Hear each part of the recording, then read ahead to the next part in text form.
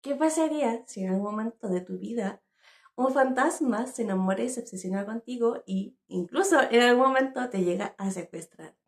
Es lo que le pasó a Cristina Daé en el libro que acabo de terminar de leer, que es El fantasma de la ópera. Seguro lo has leído o has visto, creo que hay una película de eso. Y te quiero contar la historia de El fantasma de la ópera, o Eric, que se supone que era el nombre original de Fantasma de la ópera, que ni tan fantasma en realidad. Eric en realidad lo que hacía era que tenía muchos conocimientos como de magia. O sea, no magia así como conocemos como la brujería, cosas así, sino que era una magia en el sentido de hacer muchas trampas. Conocimientos que adquirió trabajando para gentes muy poderosas en Persia, por allá, y donde conoce a un personaje muy importante que es el persa, que de cierta forma lo rescata porque debido a su aspecto o al aspecto de Eric, que es una de las razones por las cuales utiliza esta máscara, es porque no tenía un buen aspecto físico y un elemento que se detalla mucho es como por ejemplo que sus ojos eran como dorados y que tenía una forma muy calavérica. Por lo tanto, su mamá de hecho le tiraba como un antifaz para que se lo colocara por lo feo que era o grotesco que era. Por lo tanto, lo vendió a una feria donde era exhibido. Y en algún momento él tenía conocimientos de carpintería y varias personas importantes dentro de estos viajes le piden o le solicitan que por favor construya castillos y mansiones, y él lo hace muy bien con las trampas que corresponden, pero al tener mucho conocimiento o muchas herramientas que a las autoridades o a los grandes personajes no les convenía que él supiera porque lo podía revelar, no quería que siguiera vivo. Por lo tanto, él de cierta forma se desterró o se autodesterró luego de construir el mismo esta ópera, a vivir bajo tierra. Es decir, de hecho tenía como una ciudad bajo tierra donde él vivía y había muchos pisos, había un lago, había una casa, había un salón de los espejos donde torturaba gente. Tenía como ahí montada la ciudad completa debajo de la ópera. Por lo tanto, sabía todas las artimañas, sabía todas las trampas que existían dentro de la ópera. La cosa es que la ópera en algún momento cambia de administración por el mismo fantasma que andaba ahí merodeando, que todos lo llaman fantasma, pero en realidad era una persona cuyo aspecto no era el más ideal. Y dentro de eso, el fantasma se enamora de Cristina Dae, que era una cantante. Y de cierta forma sorteaba para que bajo ciertas mitos, ciertas leyendas, se le aparecía a Cristina Dae diciéndole que él era el ángel de la música y que si le hacía caso en todo lo que él decía, le iba a entregar grandes dotes de cantora o compositora, sí, para la ópera, lo cual se los daba. Y hasta que en un momento el fantasma o Eric se enamora de Cristina Dae, pero resulta que le sale competencia, porque también estaba enamorado de ella el vizconde de Chagny, que hace todo un trabajo para competir con Eric, para que ella se aleje, pero de cierta forma, cuando Cristina se ve que son todos sus talentos o son todos sus sueños los que están en juego, no se le hace tan fácil salir de ahí hasta que se da cuenta cómo es realmente Eric o el fantasma de la ópera, hasta que ya es demasiado tarde para poder escapar de sus manos un poco esqueléticas. De hecho, Eric fue el causante de muchas muertes dentro de la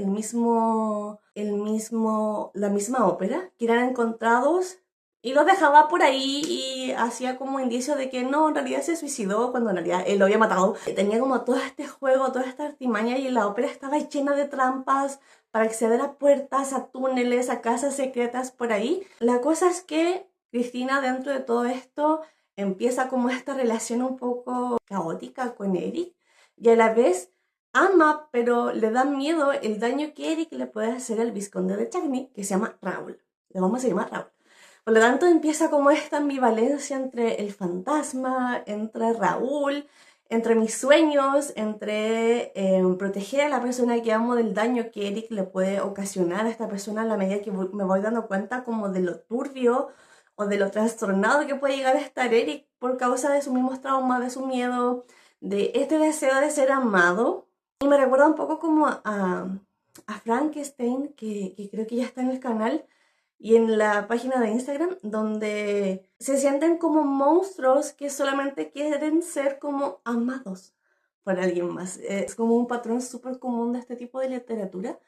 Y creo que es lo que hace que de repente nosotros como seres humanos igual nos terminemos identificando un poco como un poquito con el monstruo. Quizás no somos así de caóticos, o quizás sí, quizás no somos como tan extremos, quizás de llegar a secuestrar a alguien. Está bien, por supuesto que no, pero sí como esa intensidad de querer ser amados, que es lo que hace que al final uno se termine como identificando con estos aspectos o arquetipos como de monstruos, de esa intensidad, ¿sí? Entonces se hace todo un proceso donde Raúl quiere escapar con Cristina para que este fantasma o Eric la deje en paz. Sí, obviamente transcurren un montón de cosas entre medio, les estoy haciendo un spoiler general para que sepan como la reseña del libro, por si les interesa. Probablemente es mucho más interesante de lo que yo se lo estoy contando acá. La cosa es que hacen todo un plan, irónicamente el plan lo hacen y lo hablan en la misma ópera donde el fantasma vive y donde sabe todos los artilugios para esconderse. Por lo tanto, obviamente, Eric escuchó todo.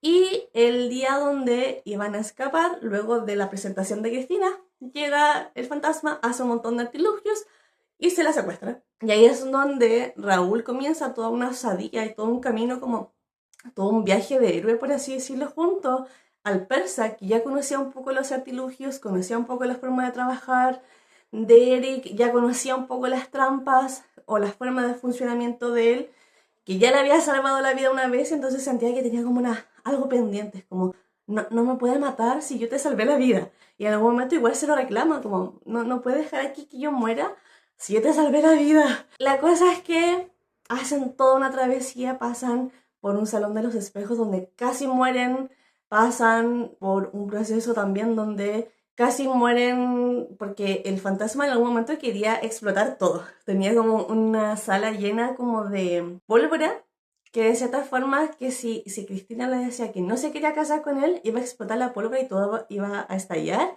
Obviamente Cristina no se quería casar con él, pero ahí estaba como en la disyuntiva de, bueno, si no te casas conmigo, todos morimos. Casi mueren ahogados. Y ahí es donde básicamente Cristina juega el rol de decir como, bueno, yo me quedo contigo, soy tuya, por así decirlo, pero por favor, no los mates. Y logra como este trance hasta que en algún momento como que podríamos decir que Eric se redime. O sea, no sé si redimirse es la palabra adecuada, pero algo cambia en Eric y dice, bueno, en realidad como que ella no quiere estar conmigo, realmente lo ama a Raúl. Y le dijo, bueno, mira, yo me voy a desfallecer y narra todo un proceso de cómo se sintió como tan humillado o tan pequeñito como a los pies de Cristina, donde Cristina le dice así como algo así como, qué desdichado eres, Eric. Y ahí como que él se dio cuenta como de su estado y dijo, bueno, mira, lo único que te pido es que cuando yo me muera, pongas como el otro anillo de oro, como de casamiento, lo pongas en mi anillo y tú lleves el tuyo hasta entonces, hasta que yo me muera, y cuando me muera, lo colocas en mi mano y yo me voy con él. La cosa es que el hermano de, el conde de Raúl, que se llamaba Felipe, dentro de esta búsqueda desesperada también fallece en una de las trampas, de hecho por una sirena. Muere en una de las trampas que tenía Eric. Eric luego menciona que en realidad no nos fue queriendo.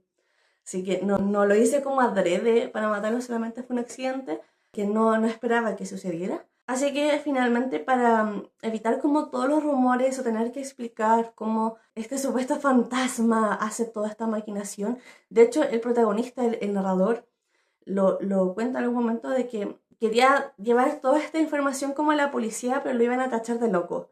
Por lo tanto, prefería como dejarlo en un escrito y que solo sucediera.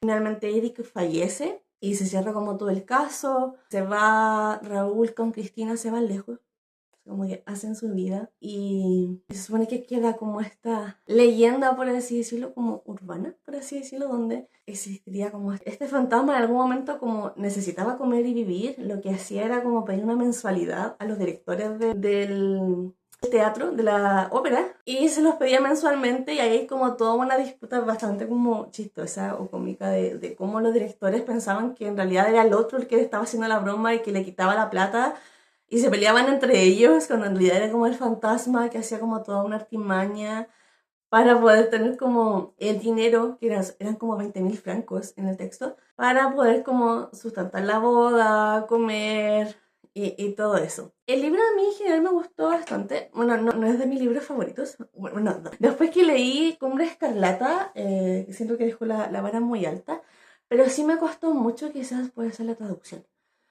Me costó mucho como imaginarme los escenarios.